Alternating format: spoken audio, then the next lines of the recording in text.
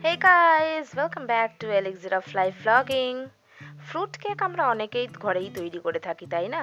But cream cake তৈরি করতে গেলেই একটা চিন্তা প্রথম আসে মাথায়, সেটা হলো ক্রিমের। আর তার জন্য আমরা বাজার থেকে ক্রিম কিনে আনি, but that can be unhealthy and unhygienic too.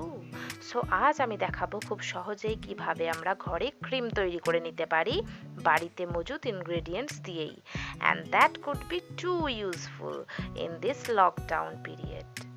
So cream বানানোর জন্য প্রথমেই আমাদের লাগছে 200 গ্রাম চিনি, অলমোস্ট 1 কাপ, আর লাগছে আমাদের 3 টেবিল স্পুন ময়দা।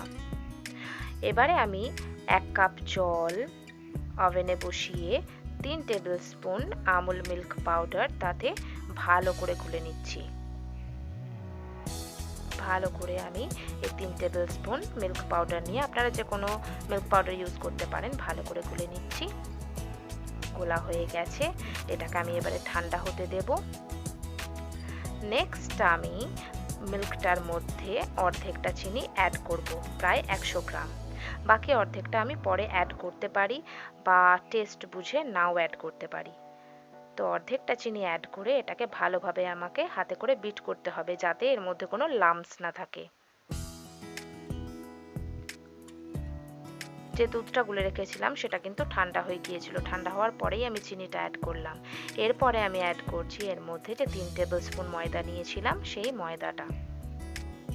আর চিনিটাকে আমি গ্রাইন্ডারে একেবারে গুঁড়ো করে নিয়েছি। এরপরে ময়দাটা অ্যাড করে এটাকে ভালোভাবে গুলে নেব, যাতে এর মধ্যে কোনো লাম্পস না থাকে। এটা ওভেনে বসানোর আগেই আমাকে ভালোভাবে আগে গুলে নিতে হবে, একদম লাম্পসহীন করে নিতে হবে। এরপরে কিন্তু আমি এটাকে ওভেনে বসাচ্ছি। ওভেনে আমি বসিয়ে দিয়েছি এবং প্রথমে ফ্লেমটা একেবারে হাই থাকবে। সো এটার মধ্যে আমাদের আছে আমুল মিল্ক পাউডার, তার সাথে আছে 100 গ্রাম মতো চিনি, আর আছে 3 টেবিল স্পুন ময়দা। এটাকে কন্টিনিউয়াসলি আমাদের স্টার করতে হবে এবং দেখুন ফ্লেমটা কিন্তু একেবারে হাইয়ে করা আছে।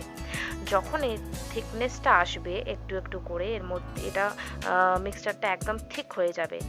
যত থিক হতে থাকবে তখন আমি ফ্লেমটাকে কমিয়ে দেব। অ্যাড করে দিচ্ছি 1/4 টিস্পুন ভ্যানিলা এসেন্স।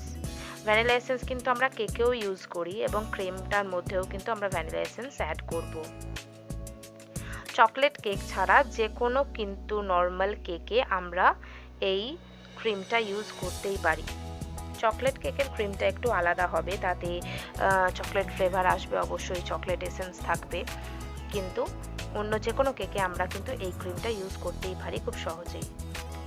এটা ঠিক হয়ে আসছে, দেখুন একেবারে কিন্তু ঠিক হয়ে গেছে। 5 মিনিট আমি এটাকে কন্টিনিউয়াস স্টার করেছি এবং দেখুন এর মধ্যে কিন্তু কোনো রকমের লাম্পস নেই। এরপরে আমি ফ্লেমটাকে অফ করে দেব, কেননা ঠান্ডা হওয়ার পর কিন্তু এর থিকনেসটা আরও বাড়বে, এটা কিন্তু আরও গাঢ় হয়ে যাবে।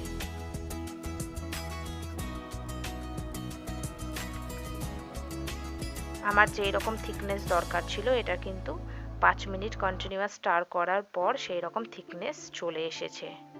সো এবারে আমি কিন্তু ফ্লেমটা অফ করে দিলাম। আমাদের মন পছন্দ থিকনেস চলে এসেছে। এবারে এটাকে আমি একটু ঠান্ডা হতে দেব। যতক্ষণ এটা ঠান্ডা হচ্ছে আমি নিয়ে নিয়েছি একটা বোলের মধ্যে 250 গ্রাম বাটার, এবং বাটারটাকে আমি 1 ঘন্টা আগে ফ্রিজ থেকে বের করে রেখেছি, যাতে এটা খুব শক্তও না থাকে এবং নরমও না হয়ে যায়। এরপর এটাকে আমি ভালো করে বিট করে নেব, যতক্ষণ না বাটারের ইয়েলোইশ কালারটা হোয়াইটিশ হয়ে যায়। এটাকে আমি কন্টিনিউয়াসলি বিট করব। ভালোভাবে বিট করার পর এইভাবে কালার চলে এসেছে বাটারটার। এরপরে আমার যে মিল্ক পাউডার, চিনি আর ময়দার কম্বিনেশনটা ছিল, যেটা ঠান্ডা হতে রেখেছিলাম, সেটাকে একটু একটু করে এই বাটারের মিশ্রণটার মধ্যে আমি অ্যাড করব। অল্প অল্প করে, একেবারে সবটা দেব না, তাতে করে লাম্পস থেকে যেতে পারে।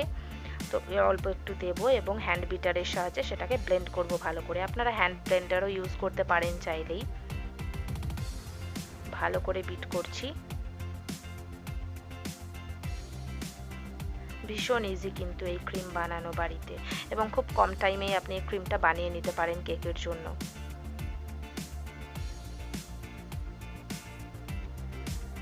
ভালোভাবে বিট করতে হবে শুধু।